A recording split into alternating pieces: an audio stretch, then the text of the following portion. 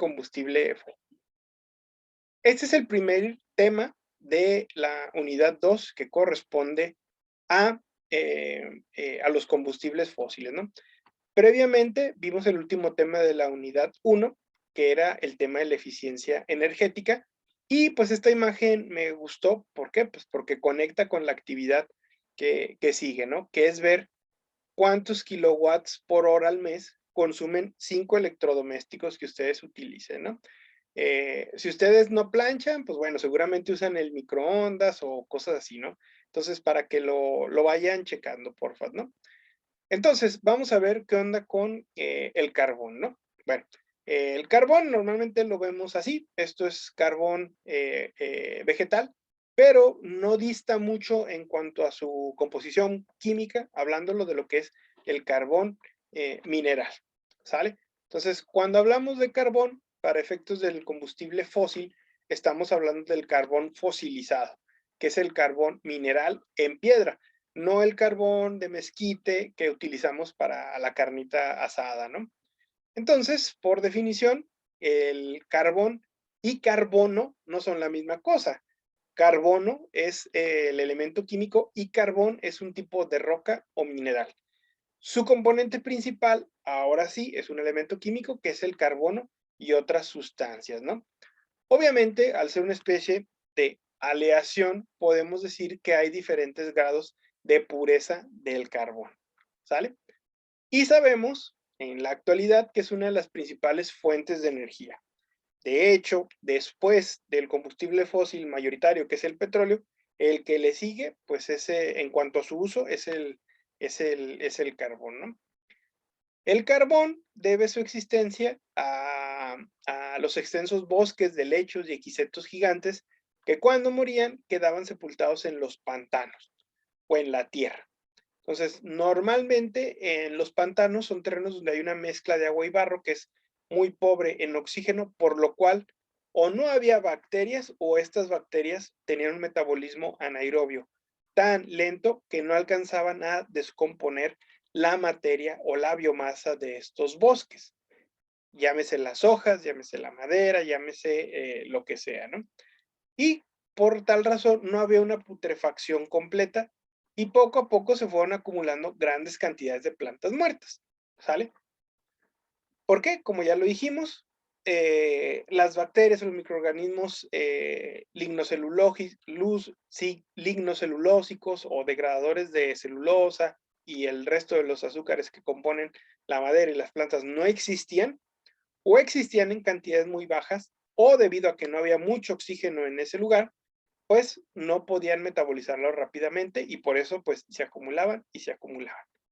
Entonces, con el tiempo llegaba el polvo, la meteorización, el intemperismo, pero sobre todo nuevos sedimentos, cubrían esa capa de plantas muertas y debido al aumento de la presión y la temperatura, la materia orgánica se fue convirtiendo en carbón, ¿sale? Entonces, de ahí que tengamos pues yacimientos de carbón pues alrededor de todo el mundo, ¿no? Ahora, explicando cómo es que sucede este fenómeno, sabemos pues que todos los bosques y las plantas que había hace 500 millones de años, de alguna u otra forma murieron, ¿sale? Ya sea porque cumplieron su ciclo de vida o porque hace 65 millones de años, ya lo habíamos comentado no, eso se lo dije a los de fisiología vegetal, perdón, ocurre este cataclismo ambiental que fue la caída del meteorito, que siempre decimos que mató a los dinosaurios, pero lo que no decimos es que también mató a las plantas, ¿no? Entonces, todos esos restos de plantas ahí se quedaron. ¿Y qué ocurrió? Con el paso del tiempo, se fosilizaron y se transformaron en carbón, ¿sale? Entonces, ¿por qué es tan importante que no se sobreexploten los yacimientos de carbón? Porque cuando se combustionan, ¿qué pasa? Se transforman en dióxido y monóxido de carbono y esto ocasiona el cambio climático global. Gracias a que estos árboles secuestraron el carbono de la atmósfera y lo fijaron al suelo a través de sus restos fósiles, hay menos dióxido de carbono en la atmósfera y por lo tanto podemos respirar mejor, ¿sale? Debido a ese cambio en la atmósfera que ocasionaron estas plantas. Entonces, ¿qué va a suceder si nosotros quemamos carbón de más y combustibles fósiles? Pues todo este carbón que estaba aquí enterrado en el suelo de forma inofensiva sin hacerle daño a nadie, se va a transformar en dióxido de carbono y nos va a empezar a afectar a nosotros, ¿sale? Ahora, carbones hay de muchos tipos, ahorita los vamos a ver. Entonces, estos son los principales, vamos a decirlo, tipos de minerales que podemos considerar carbón. En el lugar número 1 tenemos a la antracita, en el lugar número 2 tenemos a la hulla, en el lugar número 3 tenemos al lignito y finalmente tenemos la turba, ¿sale? Entonces, si se fijan, y esto es muy difícil de ver porque yo he visto estos minerales en museos, pues la realidad es que lignito, hulla y antracita para mí se ven prácticamente iguales, pero químicamente hablando son diferentes. Ahorita vamos a ver por qué. Les había dicho que en primer lugar tenemos a la antracita, pero bueno, ¿primer lugar de qué o por qué? Bueno, esto se debe principalmente al poder calorífico. Sabemos que la antracita y la hulla tienen el mayor poder calorífico, ¿vale? Aquí se fijan, dice que la hulla es ligeramente mejor, pero no. ¿Por qué? Porque la antracita tiene menos humedad. Entonces, entre menos agua tenga el mineral, puede combustionarse y producir calor más rápidamente. Entonces, lo que se busca en un yacimiento de carbón es encontrar antracita, que tenga la menor cantidad de humedad posible y que pueda producir calor más rápidamente. La hulla puede producir mucho calor, pero tiene que pasar por procesos de secado porque su humedad relativa va del 5 al 10%, ¿sale? O sea, mucho más que menos del 3%. En tercer lugar tenemos al lignito, tiene menos carbono, su humedad es bastante mayor, del 40 al 60%, y por lo tanto, pues no es precisamente algo con lo que te puedas hacer rico. Se puede purificar para producir carbón de mejor calidad, pero normalmente el lignito se utiliza para producir grafito, para los lápices, perdón, y para otras aplicaciones del carbono, ¿no?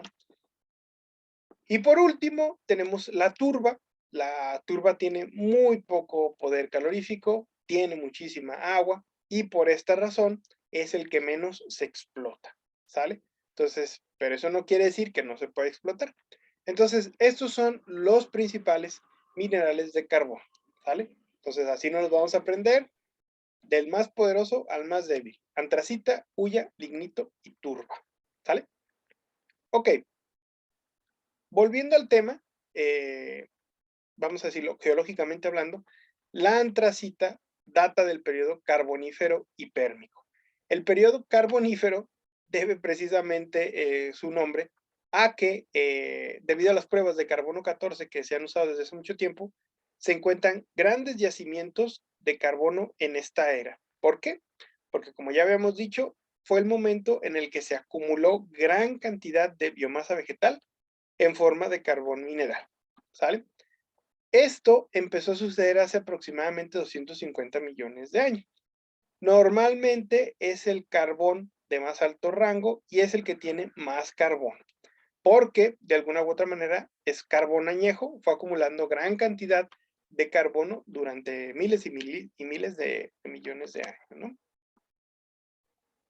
Luego tenemos a la antracita, como ya habíamos dicho, pues no es de las más poderosas.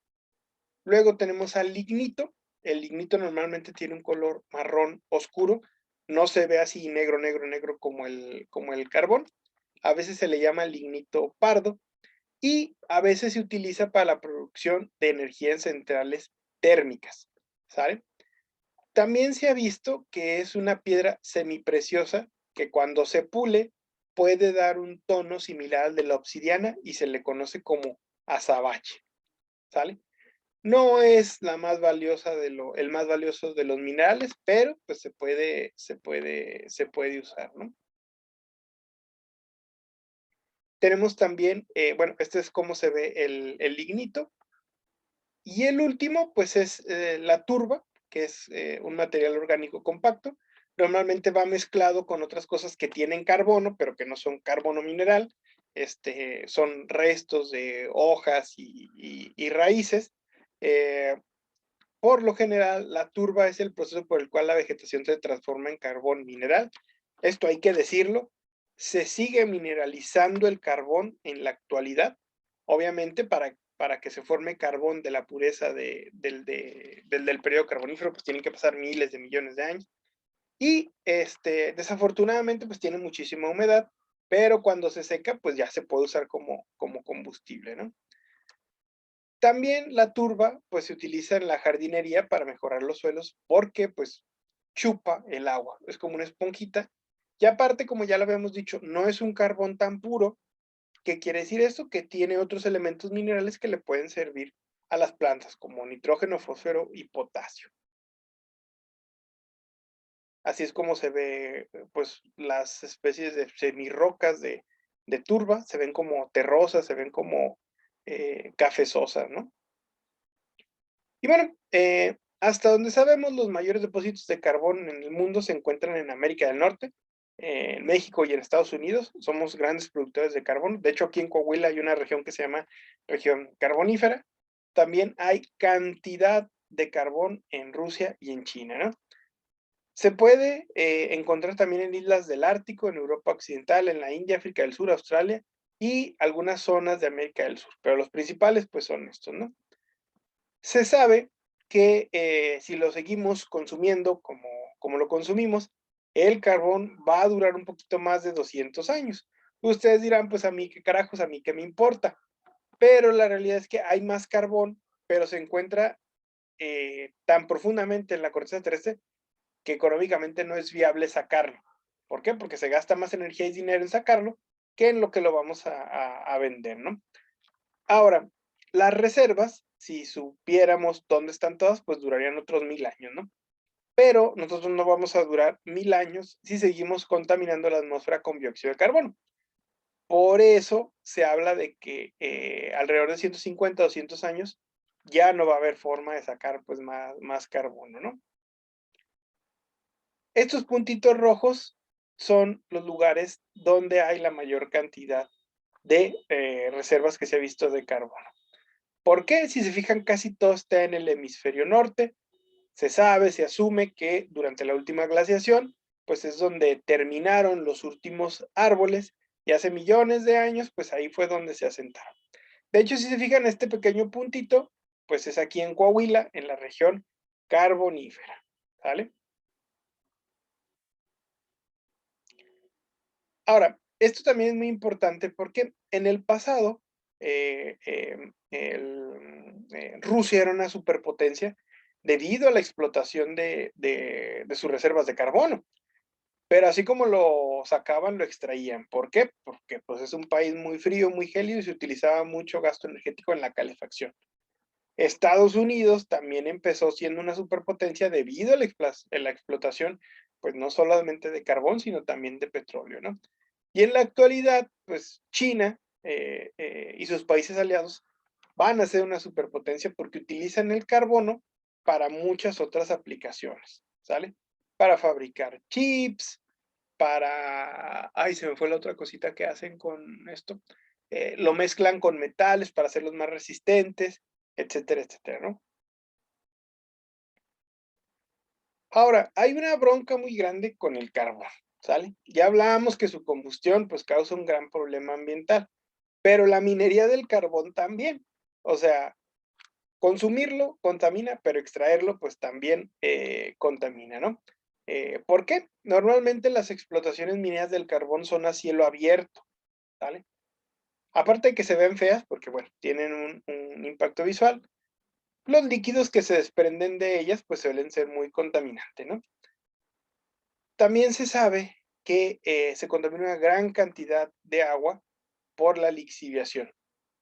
Y sabemos, y si no me creen, seguramente han visto alguna mina en Zacatecas, y no espero algún día llevarlos, pues en las profundidades de la Tierra, pues hay un circuito de agua, por decirlo de alguna manera, y cuando hay una modificación a la química de los sistemas mineros, pues esta agua termina arrastrando la contaminación a otros lugares muy, muy, muy lejanos, ¿no? Entonces, por lo general, el agua en las minas va cargada de materiales muy tóxicos como metales pesados y los químicos que se utilizan en la propia actividad minera, ¿no? Y bueno, lo que ya sabemos, ¿no? El carbón produce gases de efecto invernadero. Entonces, y normalmente cuando hablamos de los gases de efecto invernadero, pensamos en el dióxido de carbono como que ocasiona, perdón, el cambio climático. Pero se nos olvida que el dióxido de carbono mezclado con la humedad del aire en el ambiente ocasiona HCO3, que se le conoce como ácido carbónico, y es el principal responsable de la lluvia ácida, ¿sale? O sea, no habíamos hablado hasta ahorita de la lluvia ácida, pero también es un problema muy grave, ¿no? Ya no digamos del smog, que es un daño visual, pero también, pues, afecta la respiración de todos los animalitos que somos aerobios, como ustedes y como yo. Y bueno, aquí viene una de las reflexiones del día. Pues necesitamos forzosamente producir electricidad y la mayoría de las plantas eléctricas pues funcionan con carbón o con petróleo. No hay de otra, ¿no? Entonces, ¿qué pasa? Si se requiere más electricidad, la gente que trabaja en estos lugares pues tiene que quemar más combustibles. ¿Para qué? Pues para producirla. Entonces, ¿qué podemos hacer nosotros? Poner nuestro granito de arena para evitar consumir la mayor cantidad de electricidad posible. Y de esta manera, pues, se genere menos contaminación. Ahora, de aquí la importancia de ayudar al medio ambiente con la implementación de centrales eléctricas solares y parques eólicos para bajarle a esto y a la explotación del carbón. ¿Sale? Muy bien, chicos. Se nos va a acabar la sesión. No sé si tengan alguna duda o pregunta. No, Por el perfecto, momento doctor. no, profe. Excelente, muy bien. Bueno, espero que les haya gustado mucho la sesión. Nos estamos viendo el miércoles con su tarea, porfas.